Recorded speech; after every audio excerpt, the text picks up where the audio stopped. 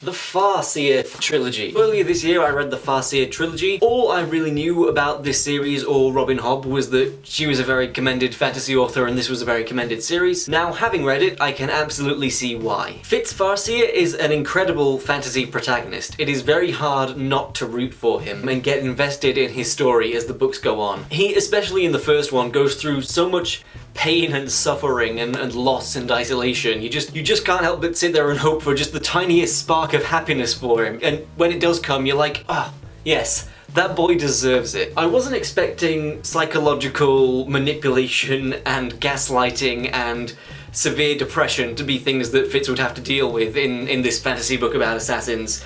But surprise, it's in there. Got me off guard, but it was very well written and very, very intense. And it really does make you want to just root for Fitz and hope that he makes it past these emotional and psychological barriers that are being put up before him. So much pain in such a thin book. And based on how much thicker these two are, you can only imagine the amount of pain that's in those. So Robin Hobb definitely got me to care for her protagonist. She really puts him through the ringer. This book has a very strong uncle-nephew relationship, which seems to be like a thing in all of fiction, but especially fantasy. It's noticeable. You have Bilbo in Lord of the Rings, Uncle Owen from Star Wars, Jon and Benjen in Song of Ice and Fire have a very close relationship, and then you've got Verity and Fitz in this. Just a really strong relationship. Speaking of his uncle Verity, Verity does act as a mentor and a father figure to Fitz, but he also has Burrick and Chade, who also act as mentors to him. He never meets his actual father, but he has those three as sort of his guardians, and I really love the whole dynamic that emerges between that group and all of Fitz's support network.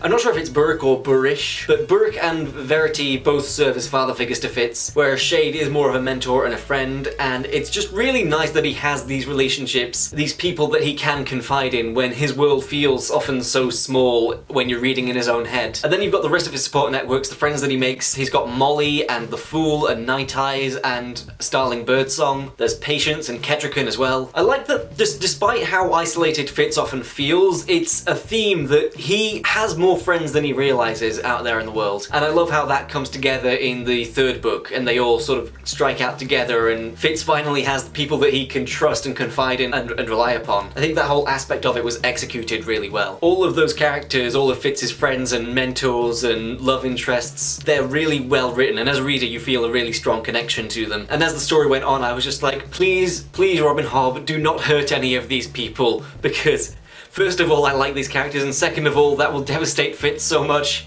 He's already lost so much, don't give him any more cause to suffer. So safe to say I was invested in the characters. And then on the flip side, we have the antagonists. We have Fitz's other uncle, Regal. Regal continually views Fitz through jealous eyes, views him as a threat to his claim to the throne, even though Fitz is an illegitimate child, and Regal is not. And that jealousy drives him to madness and villainy. And I have to say, Regal is one of the best fantasy villains that I've read. Certain people in this series have special psychic abilities, and it's rare, but it is quite common in the Farseer line, and Regal has these abilities, and the series does a really great job of hammering home just how terrifying telepathy is when it's in the wrong hands. The entire time in these books you really feel like there is nowhere Fitz is completely safe from the reach of Regal's mind, because his power is just so vast at this point. If he uses his own power, he risks Regal finding him. If he makes too much commotion, he risks Regal or his agents finding him. The threat of Regal and his power is never truly gone. It really works to create this sense of dread about him, and that's part of what makes him such a compelling villain. Another part is his personality. I like that while he is a horrible person, he is still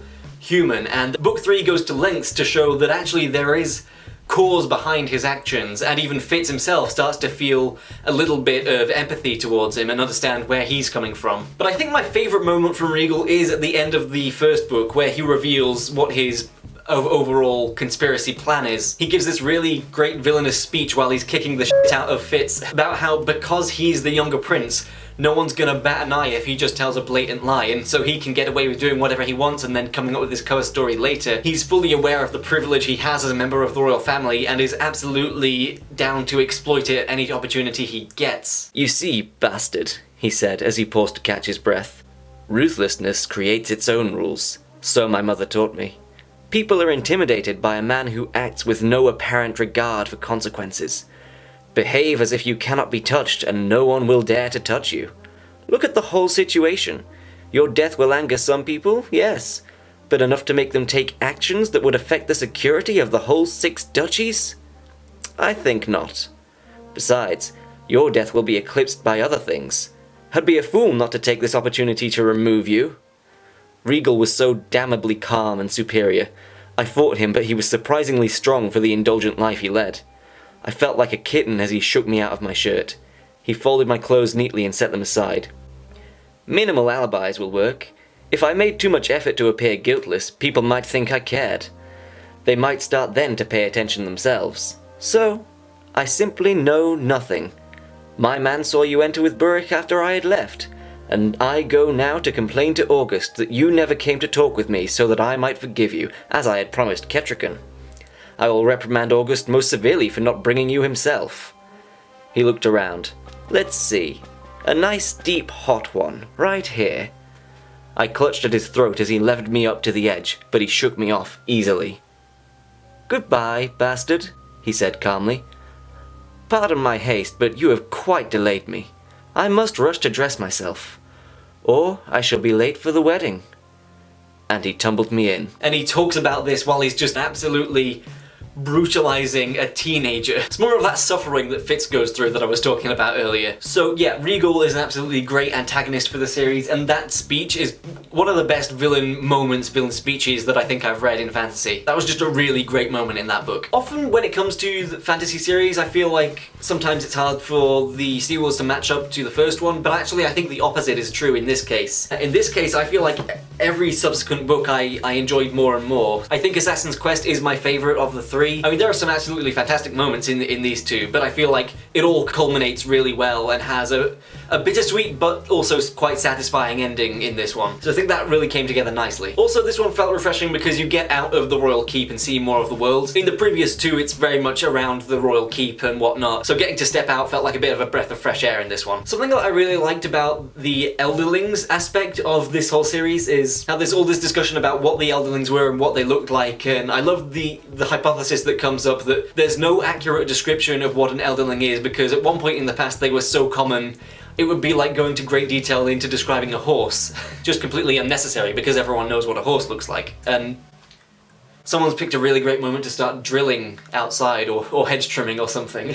Elderlings, I was talking about Elderlings. And then when the Elderlings, spoiler alert, actually do show up in the end of the 3rd book, it's worth the wait, let's just leave it at that. The action in these books is also very good, although I do think that the psychological, telepathic battles are more compelling than the physical action scenes.